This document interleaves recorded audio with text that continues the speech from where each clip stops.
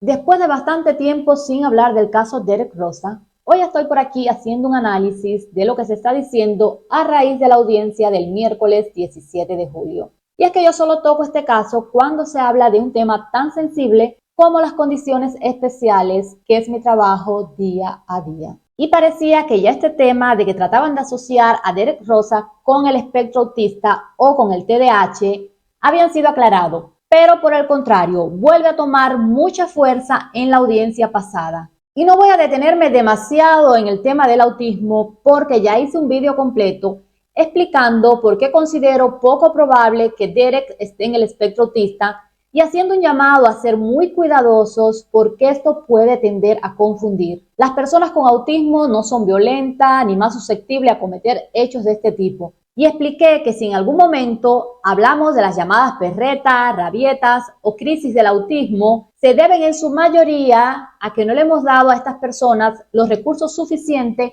para comunicar sus emociones o a otros factores, pero para nada a que el autismo se asocie con conductas violentas. Pero si les interesa saber un poco más sobre esto, pueden buscar mi video titulado ¿Derek Rosa es autista?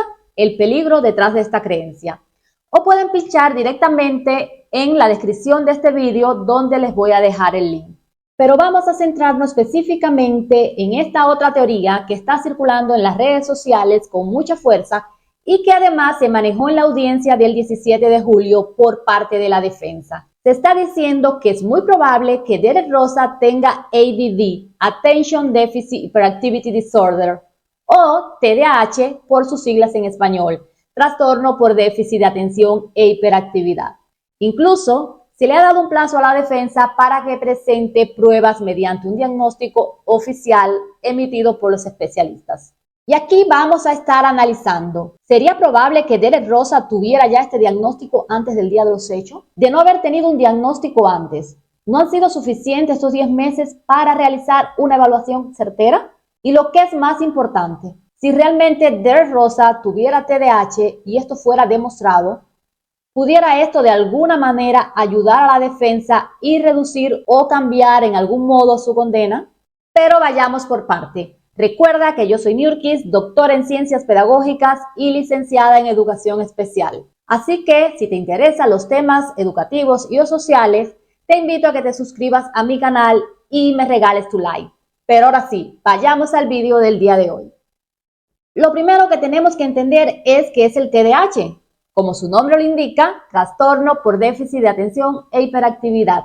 Hay una dificultad para concentrarse o por el contrario un hiperfocus. En otras personas no hay dificultades en la atención y lo que hay es una gran hiperactividad o lo que llamamos intranquilidad.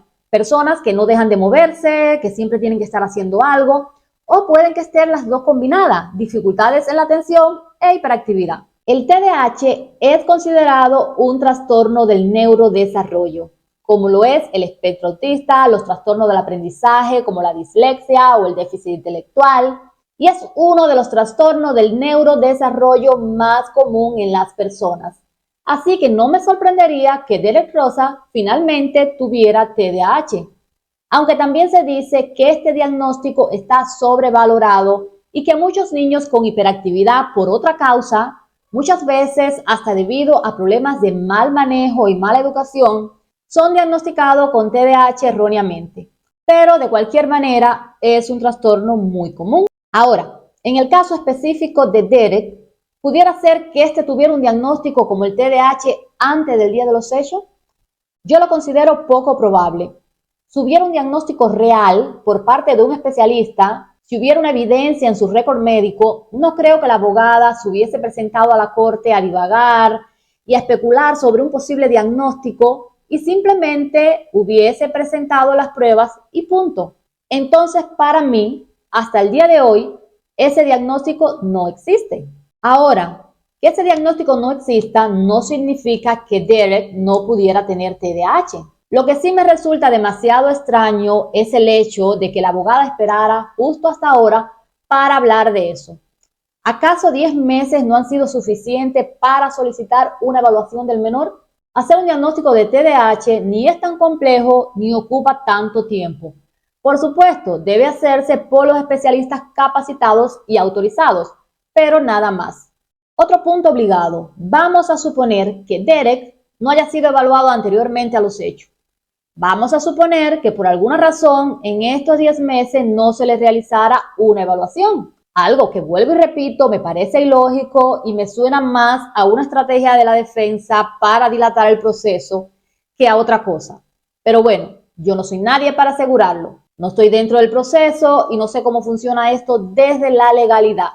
Pero lo importante aquí, que Derek no haya sido diagnosticado anteriormente con TDAH, no significa que ahora se le haga una evaluación y que no pueda arrojar que sí, que en efecto tiene TDAH. ¿Qué pudiera pasar entonces de confirmarse este diagnóstico? Pues lo primero es que si el diagnóstico se confirma ahora, esto significa que el TDAH siempre estuvo presente, desde mucho antes de la noche de los hechos, ya que los trastornos del neurodesarrollo aparecen en las primeras edades, sobre todo antes de la edad escolar. Y en el caso específico del TDAH, se dice que sus manifestaciones deberían ser evidentes antes de los 12 años. No obstante a esto, hay muchísimas personas con TDAH que nunca llegan a ser diagnosticadas y hay un porcentaje bastante significativo de adultos que hoy viven con TDAH y nunca han sido diagnosticados. Quizás usted que hoy me está escuchando está viviendo con TDAH y no lo sabe. Porque sí entiendes que los trastornos del neurodesarrollo no desaparecen nunca. Al no ser una enfermedad, pues no tienen cura. Simplemente es una condición y como condición te acompañará durante toda la vida. Pero si te interesa saber si quizás usted tenga TDAH o su hijo o algún familiar, puedes buscar mi video que se llama ¿Eres perezoso o tienes trastorno por déficit de atención e hiperactividad? Que también te voy a dejar el link en la descripción de este video. Ahora, vamos a lo más importante y a lo que todos estamos esperando. Si la abogada consigue una evaluación psicológica de Derek por parte de los especialistas competentes y presenta ante el juez las evidencias de que en efecto Derek Rosa tiene TDAH, ¿esto pudiera afectar en algo su condena? Pues para mí no y absolutamente no. Yo no soy especialista en leyes, así que me corrigen los que tienen más conocimiento en esta área. Pero lo que se entiende es que cuando estamos ante una acusación de asesinato en primer grado y la estrategia de la defensa se trata en alegar problemas mentales, lo que busca es probar que en el momento del hecho su cliente no era capaz de distinguir entre el bien y el mal, entre la realidad y la ficción. Ahora, ¿puede el TDAH llevar a estos límites a una persona? Una vez más, no y absolutamente no. Y de esto, si quieren, podemos hacer un live para hablar de TDAH porque sí conozco muy de cerca esta condición. Los niños con TDAH tienen un grupo de características que podemos estar mencionando. También hay características en los adultos que están en mis anteriores videos, pero todas pasan simplemente por las dificultades para concentrarse y la hiperactividad. Por ejemplo, no prestan atención a los detalles o cometen errores o descuidos en las tareas escolares o en otras actividades. Tienen dificultades para mantener la atención en las tareas escolares durante el juego. No parecen escuchar cuando se les habla de manera directa. No siguen las instrucciones ni finalizan tareas. Tienen dificultades para organizar tareas y actividades. Evitan o no les gusta intervenir en tareas que requieren un esfuerzo mental sostenido durante un periodo prolongado.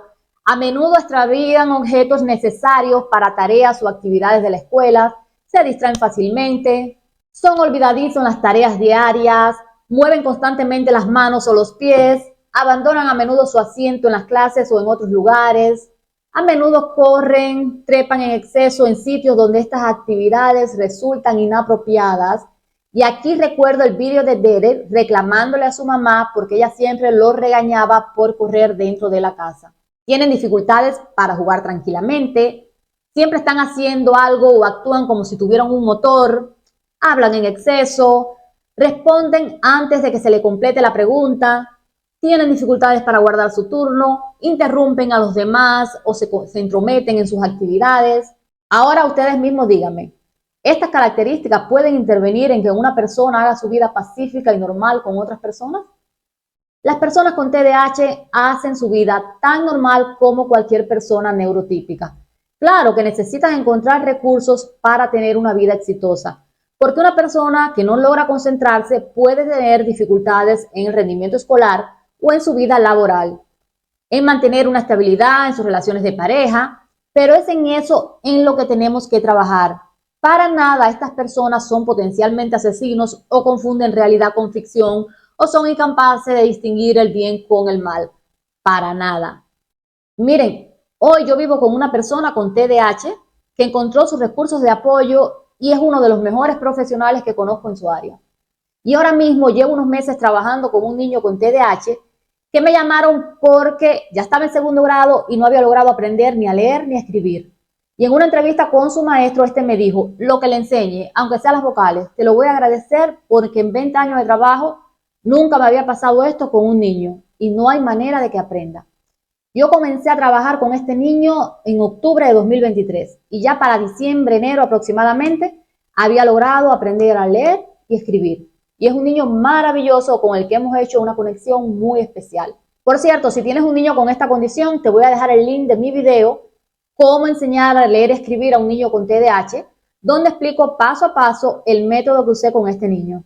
Volviendo al caso de Derek, desde mi opinión personal, pudiera ser cierto que Derek tenga TDAH y que esto pueda ser probado por parte de la defensa. Pero esto para nada, creo yo, cambiará la opinión del juez a la hora de tomar una decisión sobre su condena, porque una cosa no tiene nada que ver con la otra. Era todo lo que tenía que decir. Nos vemos en el próximo video.